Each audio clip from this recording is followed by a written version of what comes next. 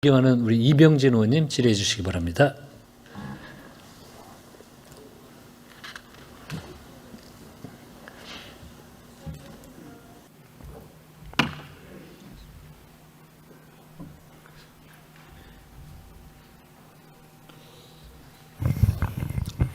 존경하는 한병도 위원장님, 그리고 선배 동료 의원 여러분, 그리고 제가 좋아하고 싶은 국무위원 여러분들, 반갑습니다.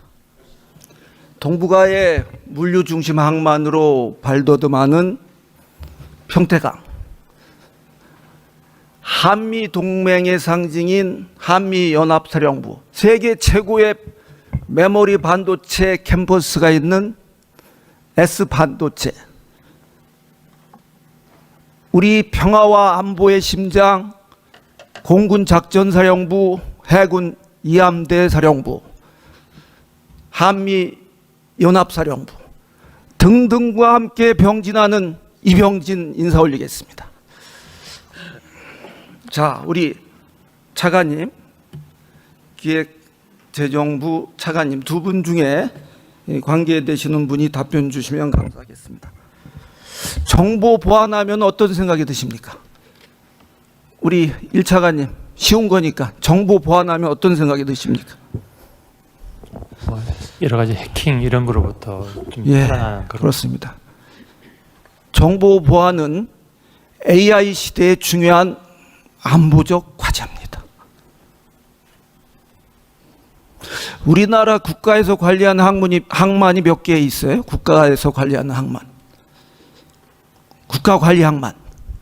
정확하게 제가 파악을 못하고. 맨날 각 부처에서 예산 받으면서 항만에 관련된 예산 들어올 때 혹시 기억했던 거 없습니까? 31개가 있다고 합니다. 평택항은 86년도에 개항이 돼서 지금은 5위의 포지셔닝이 돼 있습니다. 근데 평택항 근처에 바로 오른쪽에는 붙어서 이함대 사령부가 있어요. 왼쪽은 평택호를 맞대고 세계 최고의 미군 부대, 여의도의 4배 크기의 미군 부대가 자리 잡고 있습니다. 그럼 무슨 생각이 들어요? 평택항이 군사기지가 왼쪽 오른쪽 저기 보세요. 저렇게 보면은 평택항이 있죠. 저렇게 위치 지어져 있습니다.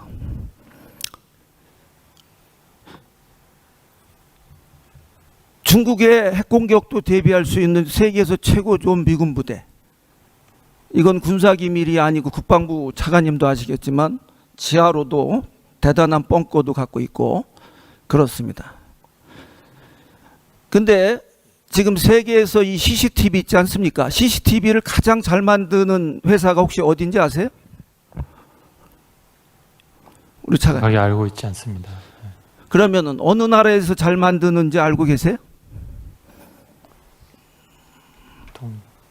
자, 제가 객관식으로 쉽게 낼게요. 미국, 두 번째 한국, 세 번째 중국. 언론상에 보면 중국이라고 많이 들어옵니다. 중국입니다. 하이크 비전이라고 영문으로는 얘기하고 중국말로는 하이캉 웨이시라는 세계 최고의 CCTV 회사가 있습니다. 근데 우리 항만의 188대가 다 미인증 중국산이다 아니다? 중국산입니다. 평택항에는 40%에 해당하는 75대가 중국산으로 설치되어 있습니다. 무슨 생각이 듭니까? 생각나는 거 없어요? 차관님.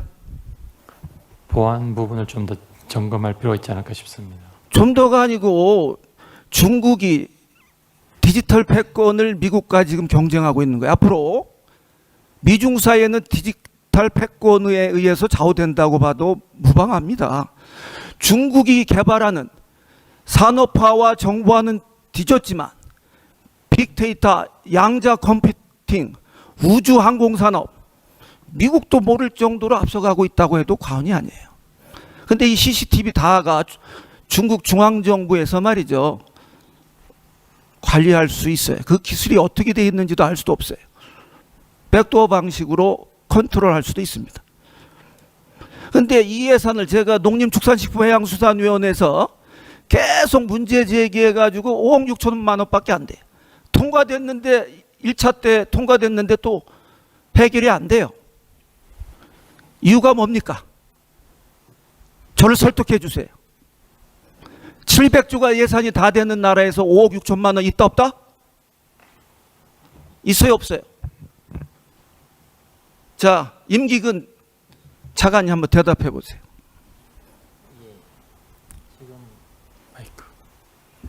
예, 지금 의원님께서 말씀하신 것처럼 국가 보안의 문제가 심각한 문제라고 국가가 짧게 인식을 하고 5억 있고요. 6천만 원 있어 없어요? 이제 5억 9천만 원 6천만 원. 이 문제는 이제 금액의 문제도 중요하지만 이게 지금 CCTV가 국가나 항만공사가 소유하고 있는지 아니면 민간이 소유하고 있는지 아니 민간에 그 차이로- 소유하고 있어도 그 차이로 지금까지 예산 반영 여부가 그러니까 판단되어 온 걸로 알고 있습니다. 남인 북인 노론 이런 거 따지가지고 우리나라가 어떻게 됐어요? 역사 속에서 안 보는 말이죠. 아오 따지면 된다 안 된다? 저는 안 된다고 봅니다.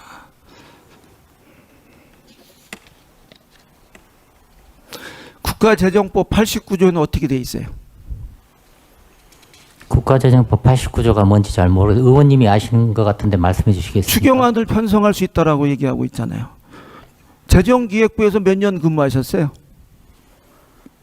30년 넘게 근무했습니다. 그 정도는 알고 계시면서 되묻는 그 태도는 도대체 뭡니까? 정보 보안은 사회 재난과 등가돼 있다라고 해도 과언이 아닙니다. 정부에서도 시급히 이걸 처리해서 각별히 신경 써주기 바랍니다. 자, 차관님 6월은 무슨 달이죠? 6월은 호국 보훈의 달입니다. 네, 그렇습니다. 호국 보훈의 달입니다. PMZ 중국이 서해에 말이죠, 잠정 조치 수역에 뭘 설치했다고 요새 언론에 많이 보도되고 있습니까? 예, 언론에 심해 양식 시설이 설치됐다고 본 것 같습니다. 저게 심해 양식 시설인가요? 2018년도에 설란 1호라는 것을 처음 시작했어요. 그때 우리가 한때 언론에서도 많이 시끄럽습니다. 그러다가 시들고 한국에서 문제 제기하지 않으니까 설란 2호를 또 설치합니다. 그리고 저 정도의 구조물까지 헬기장까지 이착륙이 가능한 것들을 지금 설치했어요. 무슨 생각이 들어요? 저렇게 중국이 설치하고 있다. 공해에 국제해양법에도 위반되는 행위를 하고 있다라고 생각할 수 있는 거 아닙니까? 차관님, 양식장입니까? 예, 뭐 제가 지금 이 분야의 전문가도 아니고 담당 업무도 아니긴 합니다만 지금 상식적으로 의원님이 봤어요. 말씀하신 것처럼 비상한 경계심을 가지고 모니터링하고 적절한 대응이 필요한 사안이지 않나. 자, 그렇게 그럼 판단이 외교부 됩니다. 차관님, 저거 양식장이에요? 양식장이 있고 그 옆에 이제 다른 시설물이 있는데 네. 이 시설물 자체의 그 좀 성격이 조금 불분명한 면이 좀 있는 것 같습니다. 예. 자, 중국이 말이죠. 우리가 남사군도라고 들어봤을 거예요. 땅의 욕심이 굉장히 많습니다. 필리핀하고도 섬 갖고 싸웠는데 국제사법재판소에서 중국이 틀렸다라고 해도 억셉트를 하지 않아요. 그냥 밀고 갑니다. 베트남하고도 마찬가지예요. 남사군도에는 지금 비행장까지 설치해놨어요. 야금야금 시작하면서 접근을 못하게 하고 그 수로를 관리하기 시작하는 그런 전술로 해서 남진하해, 그들이 표현하는 남진하해 90%를 내해화하고 시켜가고 있어요. 서해 10%를 내해화하는 작업을 하고 있는 것입니다. 123도, 124도 동경, 124도 30분. 30분만 되면은 한 70km가 우리 쪽으로 추진이 되는 거예요. 여기 평택까지가 우리 집에서 제가 아침에 출근하면 79km거든요. 여기 평택 얼음 잡으면 한 70km 되는 거리입니다. 그것까지 자기들이 점차적으로 우리 쪽으로 이 부유물을 옮기면서 잠식해 오고 있어요. 이거 무슨 의도가 있다라고 보지 않을 수가 없다고 저는 보는데, 그냥 상식적으로 아까 외교부 차관께서는 뭐 협의해서 뭐 얘기한다고 하는데 지금까지 어떤 얘기를 중국 측에 얘기를 했습니까? 중국 측과 협의는 가졌고요. 저희 내적으로도 지금 여러 가지 방안을 강구 중에 있습니다. 네. 여러 가지 방안을 강구하는 차원을 뛰어넘어서 저는 비례 대응해야 된다고 생각합니다.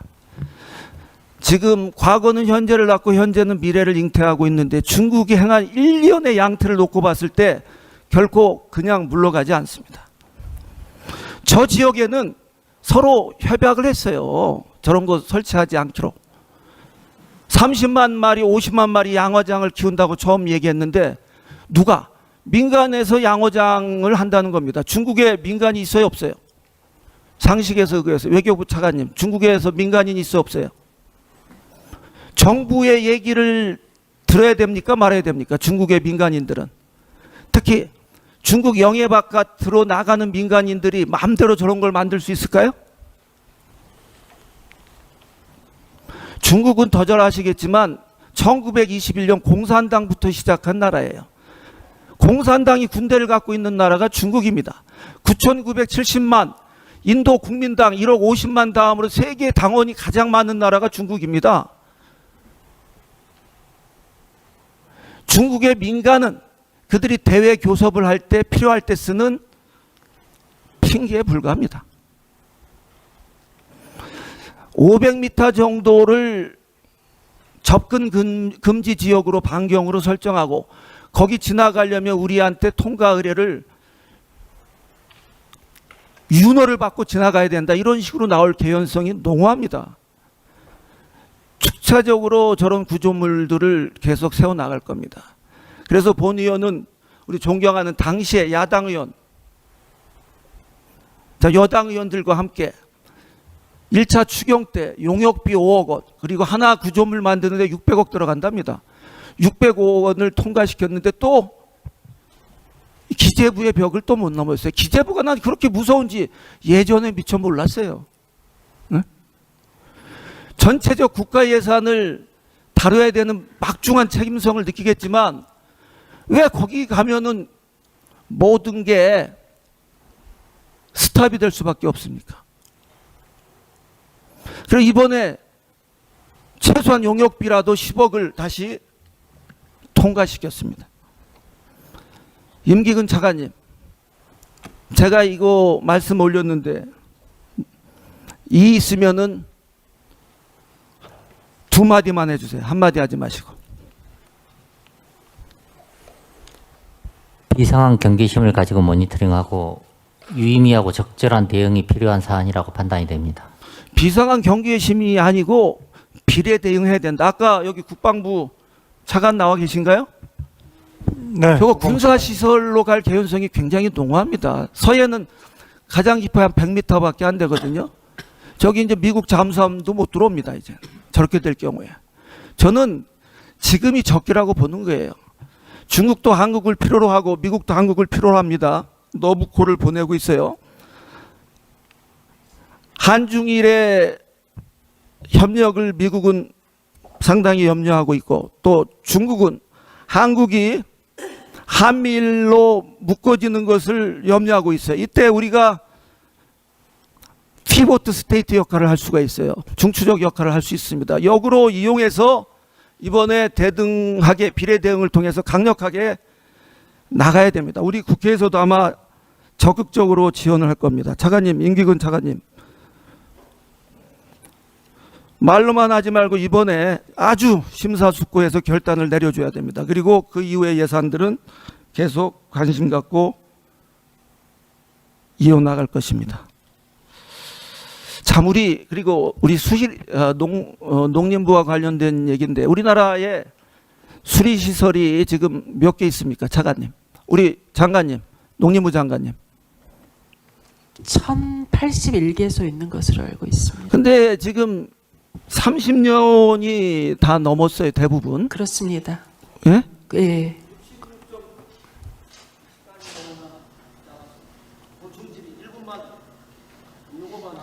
네. 네, 1분 주십시오. 예. 네, 9,758개, 66.9%가 30년이 넘었어요. 우리가 10년이면 강산이 변한다고 얘기하죠. 30년이 넘으면 한 세대가 변하는 겁니다. 우리가 그 벼농사를 뭐라고 합니까? 수도작이라고 하죠, 수도작. 물이 필요합니다. 용수 배수하는 겁니다. 이 관계 시설이 너무나 오래돼가지고 유지 보수하고 관리하고 해야 될 그런 시기가 도래했는데 투입을 안 해요. 우리 대통령께서도 무슨 말씀하셨어요? 장마철 대책 마련 지시하시면서 필요한 예산을 지원하되 사고가 발생할 경우 엄중하게 책임을 묻겠다. 선제적 대응을 해야 됩니다. 차관님 말씀해 주세요. 예.